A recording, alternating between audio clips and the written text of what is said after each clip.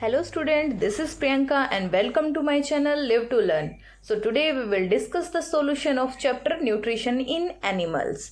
Before that please subscribe my channel and press the bell icon. और बच्चों इस chapter का जो एक्सप्लेनेशन वीडियो है उसका लिंक और जो 7th क्लास की अदर वीडियोस हैं उसका लिंक भी मैंने नीचे डिस्क्रिप्शन बॉक्स में दे दिया है, वहाँ से आप जाकर सारी वीडियोस को अच्छे से देखकर समझ सकते हो। ओके, तो first question is fill in the blanks. The main step of nutrition in humans are, यानी कि वो मेन स्टेप्स जिसके थ्रू ह्यूमन जो न्यूट्रिशन गेन करते हैं, तो वे 5 स्टेप्स हैं: ingestion, digestion, absorption, assimilation and egestion. The largest gland in the human body is liver. जो ह्यूमन बॉडी की लार्जेस्ट ग्लैंड होती है वो लीवर होती है। The stomach release hydrochloric acid and dash juices which act on the food. तो hydrochloric acid के साथ स्टमक डाइजेस्टिव जूसेस भी सीक्रेट करता है जो को फूड को डाइजेस्ट करने में हेल्प करते हैं। Next question is the inner wall of the small intestine has many finger like outgrowth called. तो जो स्मॉल इंटेस्टाइन की इनर मेम्ब्रेन होती है उसमें बहुत सारी फिंगर लाइक आकृतियाँ प्रेजेंट होती हैं, उनको हम विलाई कहते हैं। Amoeba digest its food in the food vacuole. Amoeba जो फूड को डाइजेस्ट करता है उसके अंदर एक स्ट्रक्चर होता है, बैलून लाइक स्ट्रक्चर, जिसको हम फूड वैक्यूल कहते हैं, और वहीं पर उसका फूड का डाइजेशन होता है। Next question is mark true or false for the statement digestion of starch in the stomach. तो फॉल्स, बिकॉज स्टार्च का डाइजेशन माउथ से स्टार्ट होता है। The tongue help in mixing food with saliva. True, tongue food को saliva के साथ mix करने में हेल्प करती है। C, the gall bladder temporarily stores bile. True, क्योंकि जो गोल ब्लैडर होता है वो लीवर के सिक्रीशन के बाद बाइल जूस को स्टोर करता है और उसको फिर रिलीज कर देता है स्मॉल इंटेस्टाइन में for the digestion of fat. The ruminants bring back swallowed grass into their mouth and chew it for some times. True, और इसी प्रोसेस को rumination कहते हैं। Next question is tick the mark correct answer in each of the following. Fat is complete digested in the which part. तो fat का complete digestion small intestine में होता है, तो answer is small intestine. B, water from the undigested food is absorbed mainly in the which part. जो undigested food होता है उसमें से वाटर एब्जॉर्प्शन का काम कौन सा पार्ट करता है? So that part is large intestine. Large intestine में जो रेक्टम होता है वो वाटर को एब्जॉर्ब करता है फ्रॉम द अनडाइजेस्टेड फूड। तो next question is match the items of column first with those given in column second. तो कॉलम फर्स्ट में फूड कंपोनेंट दिए हुए हैं और कॉलम सेकंड में प्रोडक्ट ऑफ डाइजेशन दिया है, उनको आपस में आपको मैच करके लिखना है। तो answer is carbohydrate with sugar, because carbohydrate is one of the type of sugar. Proteins amino acid, because proteins amino acid से ही मिलकर बनते हैं। Amino acid is the simplest form of protein. Fats, fatty acids and glycerol, because fats bile juice की presence में fatty acids और glycerol में break down हो जाता है। Okay, the next question is what are villi, what is their location and functions. Villi क्या होती हैं, ये कहाँ पर लोकेट होती हैं और ये क्या काम करती हैं? तो जो स्मॉल इंटेस्टाइन की इनर मेम्ब्रेन होती है उसमें कुछ उंगली नुमा आकृतियाँ होती हैं, उन्हीं को विलाई कहा जाता है, और this are found in small intestine. तो स्मॉल इंटेस्टाइन में पाई जाती हैं। और व्हाट इज़ द फंक्शन, तो इनका काम क्या है? The villi increase the surface area for absorption of digested food. जो विलाई होती हैं वो सरफेस एरिया को इंक्रीज कर देती हैं, जिसकी वजह से जो फूड डाइजेस्टेड हुआ है उसको ब्लड वेसल्स के थ्रू ज़्यादा से ज़्यादा अमाउंट में वो एब्जॉर्ब कर सकें और उसके बाद उसमें से एनर्जी गेन कर सकें। तो so this is the function of the villi.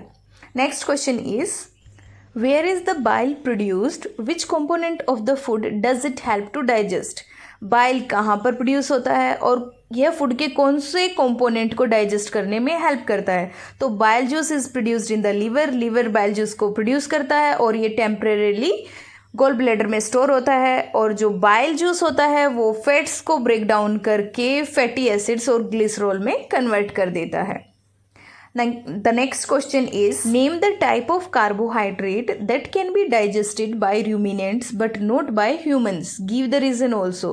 ऐसे कार्बोहाइड्रेट का नाम लिखना है जिसको रूमिनेंट्स जो एनिमल होते हैं वो इजीली डाइजेस्ट कर जाते हैं लेकिन ह्यूमन बींग्स नहीं कर पाते, और उसका रीज़न भी देना है। तो सेल्यूलोज जो होता है वो एक टाइप का कार्बोहाइड्रेट है जो कि रूमिनेंट्स तो डाइजेस्ट कर सकते हैं लेकिन ह्यूमन बींग्स उसको डाइजेस्ट नहीं कर पाते, क्योंकि जो रूमिनेंट्स होते हैं उनमें कुछ ऐसे सेल्यूलोज डाइजेस्टिंग बैक्टीरिया प्रेजेंट होते हैं जिसकी प्रेजेंस में वो सेल्यूलोज को डाइजेशन कर पाते हैं, लेकिन ह्यूमन बींग्स में वो बैक्टीरिया प्रेजेंट नहीं होते हैं, इसलिए ह्यूमन बींग्स सेल्यूलोज को डाइजेस्ट नहीं कर सकते।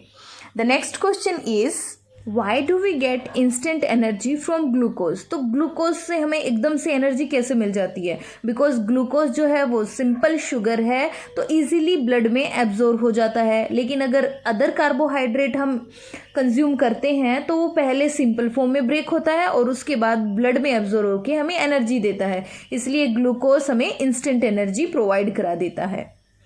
ओके, तो next question is, which part of the digestive canal is involved इन। यानी गिवन प्रोसेस में डाइजेस्टिव कैनाल के कौन से पार्ट टेक प्लेस करते हैं, पार्टिसिपेट करते हैं। तो first absorption of food, absorption of food होता है स्मॉल इंटेस्टाइन में। चूइंग ऑफ फूड, हम खाने को चबाते हैं बक्कल कैविटी में यानी कि माउथ में। किलिंग ऑफ बैक्टीरिया स्टमक में होता है in the presence of HCl। And complete digestion हमारा स्मॉल इंटेस्टाइन में परफॉर्म होता है। And the formation of faeces is take place in the large intestine, और हम कह सकते हैं उसको रेक्टम भी। सो ये सारी प्रोसेस डाइजेस्टिव कैनाल के इन सब पार्ट्स में परफॉर्म होती हैं। The next one is the, write one similarity and one difference between nutrition in amoeba and human beings। आपको न्यूट्रिशन इन अमीबा में और ह्यूमन बींग्स की न्यूट्रिशन में एक सिमिलैरिटी और एक अंतर बताना है। तो सिमिलैरिटी यानी कि समानता क्या है, अमीबा और जो ह्यूमन बींग्स हैं दोनों एक ही मोड ऑफ न्यूट्रिशन फॉलो करते हैं और वो है होलोजोइक टाइप ऑफ न्यूट्रिशन। वहीं अगर हम अंतर की बात करें तो ह्यूमंस जो फूड इनटेक करते हैं यानी कि फूड खाना खाते हैं उसको बक्कल कैविटी यानी कि माउथ की हेल्प से खाते हैं, और जो अमीबा फूड इंजेस्ट करते हैं वो with the help of pseudopodia, जिसको हम फॉल्स फीट भी कहते हैं, वो स्यूडोपोडिया की हेल्प से खाने को खाते हैं।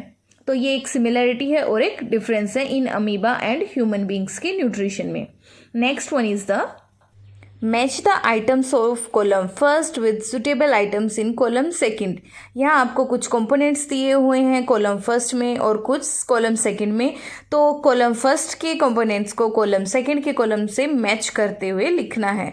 तो इसका आंसर होगा, सलाइवरी ग्लैंड सलाइवा का सीक्रेशन करती है। स्टमक एसिड रिलीज करता है जो कि HCl है। लीवर बाइल जूस का सीक्रेशन करता है और वो बाइल जूस गोल ब्लैडर में स्टोर होता है। Rectum storage of undigested food, rectum में अनडाइजेस्टेड फूड स्टोर हो जाता है। स्मॉल इंटेस्टाइन में डाइजेशन कंप्लीट हो जाता है, उसके बाद कोई डाइजेशन आगे फॉरवर्ड नहीं होता। लार्ज इंटेस्टाइन वाटर का एब्जॉर्प्शन करती है। ओके, तो next question is, label the figure of the digestive system. यहाँ एक डायग्राम दिया गया जो कि डाइजेस्टिव सिस्टम का है, उसके हर एक पार्ट को आपको लेबल करना है। तो इसका आंसर है, जो आपको बैलून लाइक स्ट्रक्चर दिख रहा है गोल ब्लैडर है, और ये bag like structure is the stomach. फिर इसके नीचे लीफ लाइक स्ट्रक्चर दिया है दैट इज पेनक्रियाज, और जो कॉइल्ड शेप की जो ट्यूबलर स्ट्रक्चर है दैट इज स्मॉल इंटेस्टाइन। उसके बाद जो इन्वर्टेड यू शेप स्ट्रक्चर है that is large intestine, and large intestine का लास्ट पार्ट इज रेक्टम, और जहाँ से अनडाइजेस्टेड फूड इजेक्ट आउट होता है that part is the anus. तो इस तरह से आप इसको अच्छे से लेबल कर सकते हो। Next question is, can we survive only on raw leafy vegetable grass discuss. तो क्या आप सिर्फ कच्ची पत्तेदार सब्जियां खा सकते और ग्रास खा के सर्वाइव कर सकते हो? तो we can't survive only on the raw leafy vegetables. हम सिर्फ कच्ची सब्जियां और वेजिटेबल्स खाकर सर्वाइव नहीं कर सकते, क्योंकि जो ह्यूमन बींग्स होते हैं वो सेल्यूलोज को इजीली डाइजेस्ट नहीं कर पाते, क्योंकि उनके अंदर सेल्यूलोज डाइजेस्टिंग बैक्टीरिया प्रेजेंट नहीं होते हैं। और वहीं पर अगर सिर्फ लीफी वेजिटेबल्स खाएंगे तो उन सिर्फ वेजिटेबल्स से हमें सारे न्यूट्रिएंट्स प्रोवाइड नहीं होंगे, जिसकी वजह से हमारी प्रॉपर ग्रोथ एंड डेवलपमेंट नहीं हो पाएगी। तो इसलिए हम सिर्फ ग्रीन लीफी वेजिटेबल्स पर सर्वाइव नहीं कर सकते। Okay students, hope you understood the solution of this chapter. Please subscribe the channel and press the bell icon. और सभी वीडियोस का जो आपकी 7th क्लास की हैं उनका सबका लिंक मैंने नीचे डिस्क्रिप्शन बॉक्स में दे दिया गया है। आप वहां से जाकर लिंक पर क्लिक करके अपनी क्लास की सभी वीडियोस को अच्छे से देख सकते हो और उनको समझ सकते हो। Thank you.